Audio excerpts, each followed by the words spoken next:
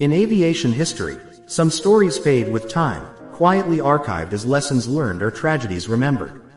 But a very small number of cases refuse to stay buried, no matter how many years pass, no matter how many official statements are released, and no matter how much the world moves on. Malaysia Airlines Flight MH370 is one of those stories. Nearly a decade later, its name still provokes disbelief, anger, sorrow, and above all, unanswered questions. And now, once again, in December's aviation news cycle, MH370 has returned to headlines, bringing with it renewed debates, new claims, and uncomfortable implications not just for investigators, but for the global aviation industry itself, including one of its biggest giants, Airbus. When MH370 vanished on March 8, 2014, it shattered a core assumption of modern air travel, that a commercial aircraft carrying hundreds of people simply cannot disappear without a trace. This was the era of satellites, radar coverage, real-time tracking, and advanced avionics. And yet, somewhere between Kuala Lumpur and Beijing, a Boeing 777 carrying 239 souls slipped into the void. In the immediate aftermath, the world watched what became the most expensive and complex search operation in aviation history. Governments mobilized ships, aircraft, satellites, and experts from every corner of the globe. For years, millions of square kilometers of ocean were scanned. Debris washed up on distant shores. Reports were written. Investigations were closed. And still, the most critical questions remained unanswered. Officially, the final report released in 2018 admitted something extraordinary. Investigators could not determine the cause of the disappearance. No mechanical failure was identified. No definitive evidence of pilot intent was proven. No fire, no explosion, no mid-air breakup was confirmed. The report effectively concluded that MH370's fate could not be explained with certainty. In aviation, where accident reports usually provide painful clarity, this level of uncertainty was almost unprecedented. And for many families of the victims, that uncertainty was not closure, it was a wound that never healed. For a while, it seemed the world was ready to move on. News cycles shifted. New crashes, new crises, and new technologies took center stage. MH370 became a reference point, a cautionary tale, something mentioned in documentaries and late-night debates rather than breaking news. But the story never truly ended. Independent researchers continued their work. Data scientists revisited satellite pings. Oceanographers studied drift patterns. Aviation analysts questioned assumptions that had been accepted too quickly. And quietly, beneath the surface, pressure began to build again. That pressure resurfaced forcefully in recent months, and by December, it had become impossible to ignore. New claims emerged suggesting that previous search areas may have been wrong. Advances in data modeling and ocean drift analysis pointed to regions that were either insufficiently searched or not searched at all.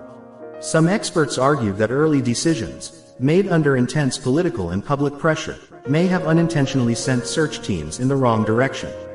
Others suggested that the interpretation of satellite handshake data, the very foundation of the southern Indian Ocean search, deserved another hard look. None of these claims alone provided definitive answers. But together, they reignited a disturbing possibility, that MH370 may still be findable, and that the failure to locate it might not be due to impossibility, but to human decision-making. And this is where the story begins to shift from mystery to something more uncomfortable. Because MH370 is no longer just about a missing aircraft.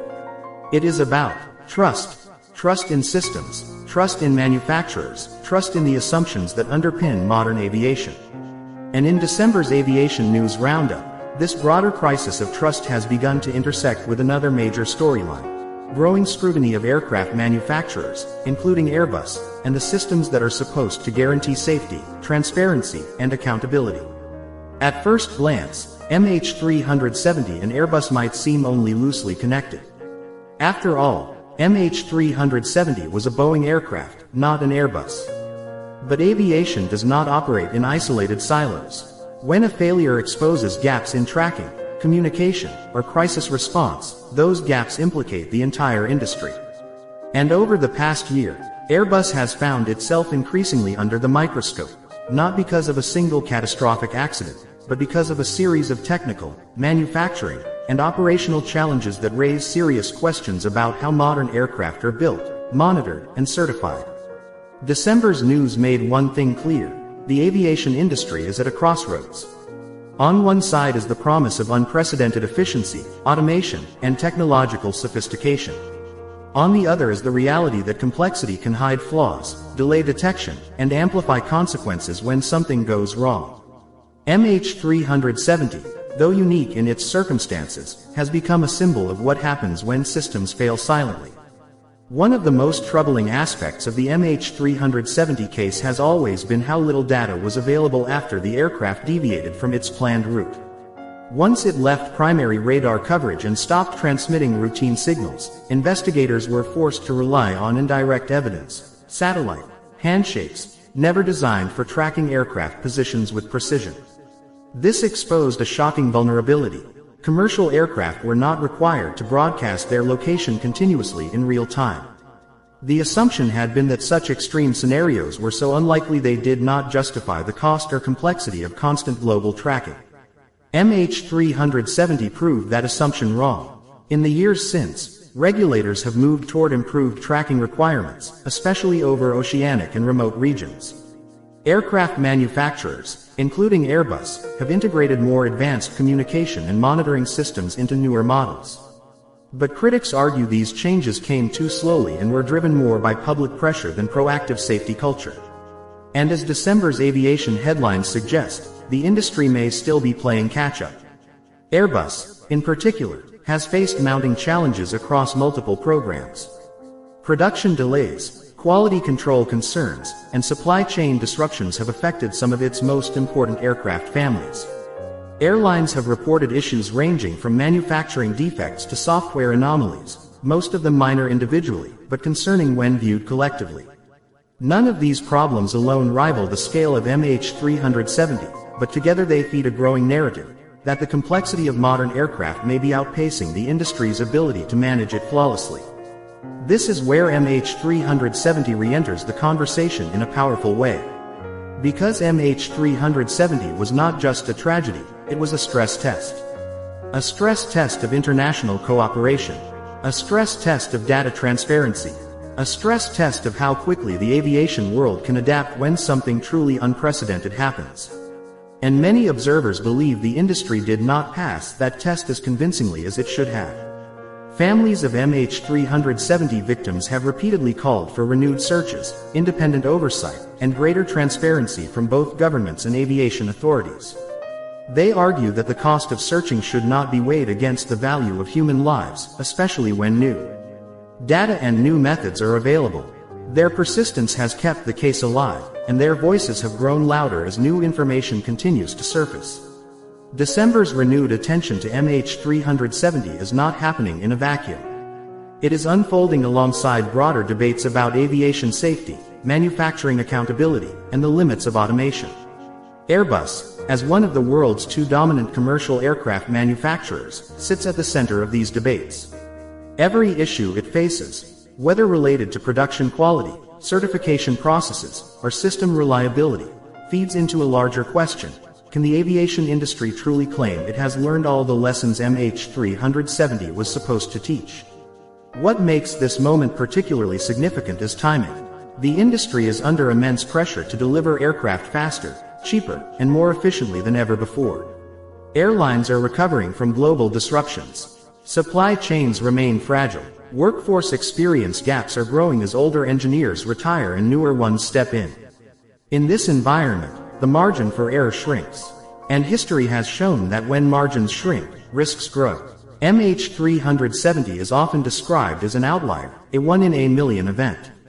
But aviation safety is built on the idea that even 1 in a million events must be anticipated, because millions of flights happen every year. Airbus knows this. Boeing knows this. Regulators know this. And yet, December's news suggests that the tension between commercial pressure and safety vigilance has never been more intense. As this documentary series unfolds, we will examine what the latest MH370 developments really mean, separating evidence from speculation and emotion from fact. We will also take a hard look at Airbus, not to sensationalize problems, but to understand them. Because understanding is the only path to prevention. In Part 2, we will dive deeper into the new MH370 theories and data, what has changed since the last official search ended, and why some experts believe the aircraft's final resting place may still be identifiable. We will also begin unpacking Airbus's current challenges in detail, tracing patterns that raise uncomfortable but necessary questions. And in Part 3, we will confront the biggest question of all. Has aviation truly learned from MH370? Or are we relying on hope rather than certainty to prevent the next unthinkable disappearance? For now, one thing is undeniable. MH370 is not just history. It is a mirror, reflecting the strengths and weaknesses of modern aviation back at an industry that can no longer afford to look away. If Part 1 was about memory and mystery, then Part 2 is about something far more dangerous for the aviation world: doubt. Not the kind of doubt driven by conspiracy or emotion, but the kind that emerges when data refuses to align with official conclusions. Because as December's aviation news made clear, the MH370 story is no longer just about what happened in 2014. It is about whether the systems designed to prevent such a disappearance are truly as reliable as the industry claims they are today. At the center of renewed attention is data. Cold, mathematical, supposedly objective data. Satellite handshake logs, radar coverage gaps, flight dynamics modeling, ocean drift simulations. These are not theories built on imagination. They are built on numbers, physics, and probability. And what has unsettled many experts is not that the data proves a single clear answer, but that it increasingly challenges the confidence with which past assumptions were treated as final. The Inmarsat satellite data, long considered the backbone of the official search, was never intended to locate aircraft with precision. It was a byproduct of routine communication between a satellite and an onboard system, generating timing signals that could only estimate distance, not exact position. Investigators used these pings to draw arcs across the Indian Ocean, vast curves spanning thousands of kilometers. From there, models attempted to predict fuel exhaustion points, descent profiles, and impact zones. It was an extraordinary exercise in inference. But extraordinary inference carries extraordinary uncertainty. Over time, that uncertainty was quietly downplayed. Recent re-analyses suggest that small changes in assumptions, such as speed variations, autopilot behavior, or timing offsets, can shift the estimated crash zone by hundreds of kilometers. When search areas are that vast, a shift of even a few degrees can mean the difference between finding wreckage and searching empty ocean for years.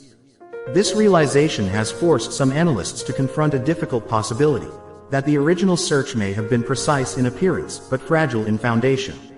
And this is where discomfort sets in. Because aviation safety depends not just on advanced technology, but on institutional humility, the willingness to revisit decisions when evidence evolves. MH370 challenges that humility. Once the search was officially suspended, momentum shifted toward closure rather than correction. Governments faced mounting costs, public interest waned, political incentives favored moving on. And yet, the data never stopped speaking, it just stopped being listened to. December's renewed discussions around MH370 were fueled in part by independent researchers who had no political stake in the outcome. Their work, often conducted quietly over years, questioned drift models used to interpret debris findings on African coastlines and Indian Ocean islands. They pointed out inconsistencies in timelines and fragment locations that did not neatly align with the assumed southern crash corridor. Again, none of this proved a definitive alternative location, but it weakened the certainty that the correct area had been exhausted.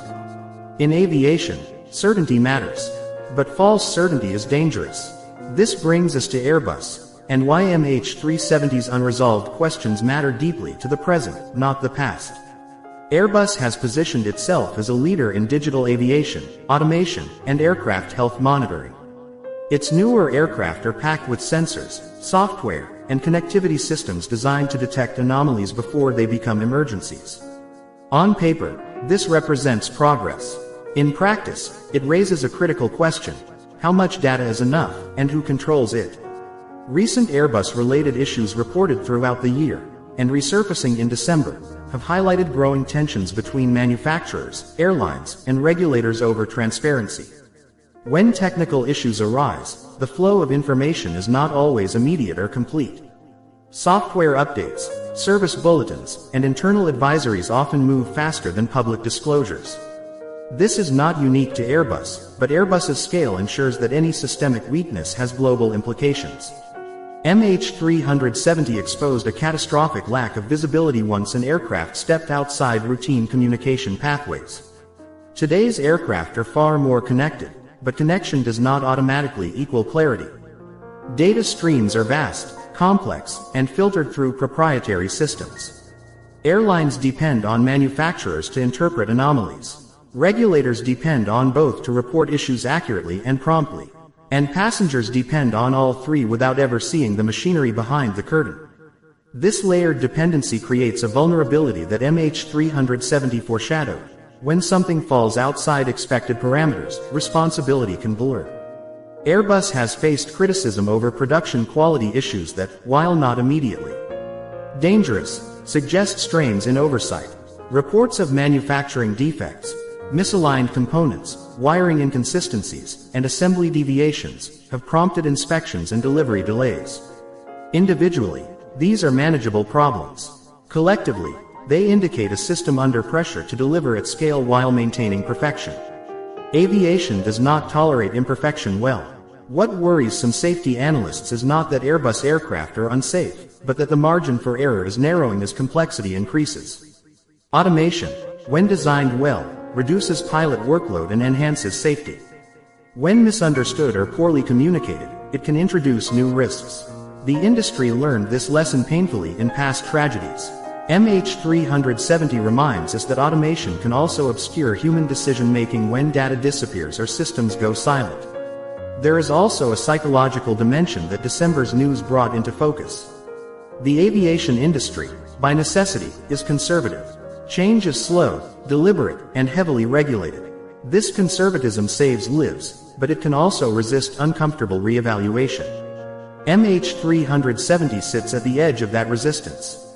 Reopening the case fully would mean acknowledging that the world's most advanced aviation network failed in a way that still cannot be explained. That is not an easy admission. Airbus, like all major manufacturers, must operate within this cultural reality.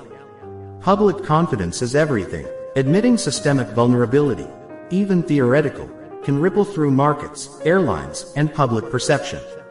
But refusing to confront vulnerability carries its own risk, complacency. December's Aviation Roundup revealed an industry wrestling with that tension. On one hand, statements emphasizing safety records, redundancy, and continuous improvement. On the other, quiet acknowledgments that supply chains are strained, skilled labor is thinner than it once was, and software-driven aircraft demand a level of oversight that has never existed before. MH370 has become a reference point in these internal conversations, even when it is not mentioned by name. It represents the nightmare scenario where layers of redundancy fail not explosively, but silently. No mayday, no clear debris field, no immediate answers, just absence. As the year closed, the question hanging over aviation was not whether MH370 would ever be found, but whether its lessons are truly being absorbed. Airbus's challenges, though very different in nature, intersect with that question at a fundamental level. Both revolve around visibility, seeing problems early, understanding them fully, and acting decisively before uncertainty turns into tragedy. The danger is not that another MH370 will happen in the same way. The danger is believing that because it was unique, it was unrepeatable. Part 2 ends where discomfort becomes responsibility. The mystery of MH370 is no longer just about the past or about grieving families seeking answers. It is about the present architecture of aviation safety and the future choices of manufacturers like Airbus. Complexity has brought incredible capability, but it has also created new blind spots. And blind spots, in aviation, are where accidents are born.